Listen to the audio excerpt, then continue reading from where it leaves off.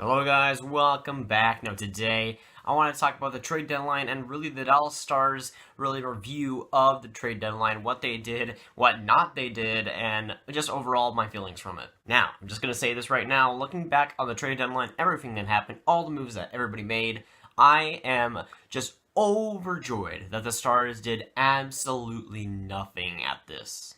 They're 35-23-4 and the Central Division. They're first in the wild card, so they're in the first wild card spot. They're not doing fantastic, but for them to make no deals, I think is probably the best decision they can make. And even though you can say, oh, why don't you just go get a Pacioretty? Why don't you just go get a guy like Carlson McDonough for more chance to get on a playoff run? I have a few reasons here.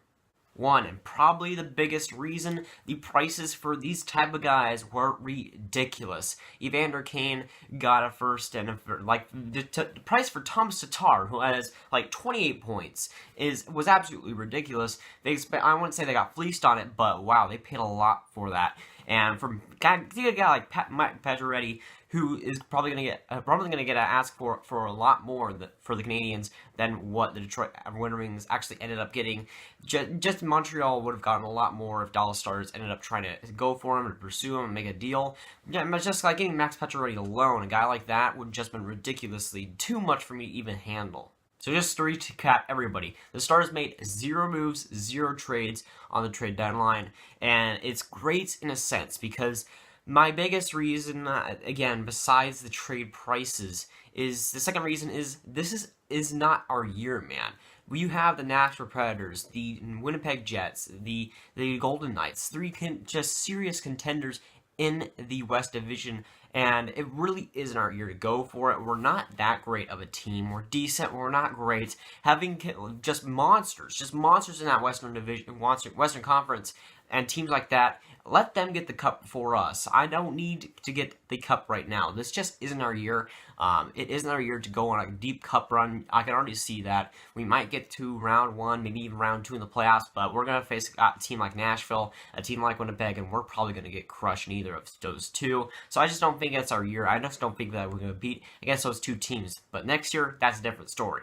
Next year, you got guys like Miro Heiskanen, Julius Honka, and guys like Gurianov and Dickinson who will take the next step. So last season, we know you had the bad year. You got 3rd overall in the draft. And what I was thinking of guys like Lindell, guys like Radek Faksa would take that next step and become a better player through this season. And that's exactly what has happened. Players that were kind of due to have a good season and to start producing and to start growing as a great player in the NHL have done that. Lindell is a good, solid top 4 defenseman, and Radek Faksa is a great second-line center. So those two guys have regressed just like I thought they would. And looking at guys like Heiskanen, who will probably be NHL ready next year, they can take the next step. Like guys like Gurianov, Dickinson can take the next step. And of course, Honka is basically in the situation that Lindell was last season. And if Honka turns into a top 4 defenseman, a good one, just like Lindell has, that'll be a lot more depth. And Honka will basically be a contender for a spot in the lineup basically every single night. And that's really good for the Stars, having that skilled guy on the top 4. Now, Winnipeg, Nashville, and San Jose all gave away first-round picks for players that they thought were going to get them better. And if the Stars even wanted to catch up, they'd have to give up a lot of assets. Gurianov, Dickinson, maybe. The first-round pick especially. A lot of prospects and a lot of future assets gone and away for probably players that still won't get you over the hump for teams like Nashville and teams like Winnipeg. I have the feeling that if we weren't to acquire a guy like Pacioretty, a guy like Kane on the market, it wouldn't have made much of a difference in the long run in the playoffs. I don't think that we would have gotten past round 2, even if we got those guys. Playing against Nashville, playing against Winnipeg, those teams are beatable teams, but we aren't the teams to battle those out and actually beat them. And just putting Pacioretty in a lineup, on the Stars lineup, I just don't think that it really creates the difference that'll get us over the hump of Nashville and Winnipeg. Those two contenders, I don't think that we have really a chance against, especially Winnipeg, who really has their number every single time we play them. So I think that the Stars getting nobody, keeping the future intact, keep getting these prospects, keep building up the future, and hopefully guys like Gurianov, Dickinson will take the next step after you basically get beaten in round 1. Let's be honest here this season. They take the next step. Maybe you get a decent pick in the draft and get somebody for the future, once again, that you aren't giving up your first round pick, and you actually draft somebody good in the first round. The Stars don't like to really do that, and just build out the prospect pool. I think that not giving up those guys for basically a hopeless playoff run that won't really go anywhere is definitely the right decision.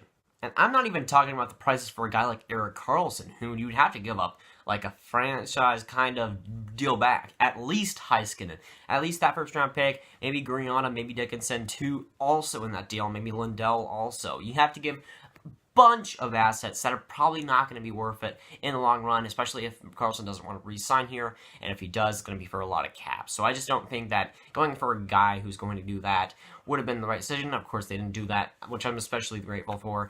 I would have liked to see some depth deals, maybe get like a guy like Patrick Maroon, but, those guys are kind of inconsistent, and you'd like the good depth there, but for right now, I'm fine with no deals. I think I'm not really fine with the team itself, because we do have lots of problems, and I do recognize those problems, but I just think that the prices were too high this deadline, like they always are, and right now, I just don't think it's the time to really acquire a guy like that. If you really want to be smart about it, acquire a guy for the middle of the season, try and get him, and try and get him to fit with the team, especially guys like the depth guys who have to get in the lineups, maybe they'll get scratched here and then, they have to get used to it more. I just think that overall, the Stars made a great decision here.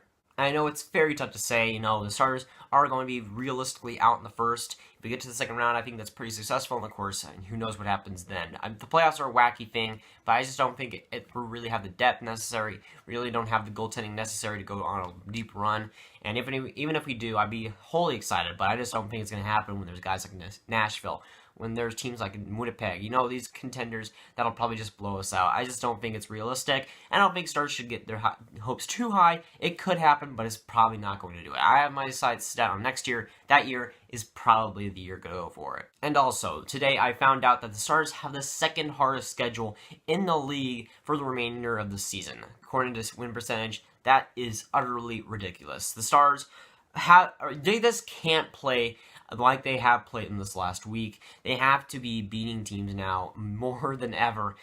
They have one of the hardest schedules in the league. If they want to make the playoffs, it's going to be a tough stretch from here on out, and they really need to get something done. Really need to start getting together and actually winning games consecutively, getting a streak going. Something has to happen here. They really need to prepare for this run. They probably won't make the playoffs if they continue to play like what they've had. And yes, it is a bit of a shame to see the Stars kind of be irrelevant under the deadline, not really doing too much, but overall, I think that is the best decision. It's not good to be really irrelevant per se, but to not give up to the prices and the demands of what teams and sellers were asking for, it is overall the best decision they could have made. Let's go to guys, like, subscribe, and not ring that bell if you haven't. Tell me down below what you thought of, really, Stars making no trade to the deadline, and I'll see you guys later. Goodbye.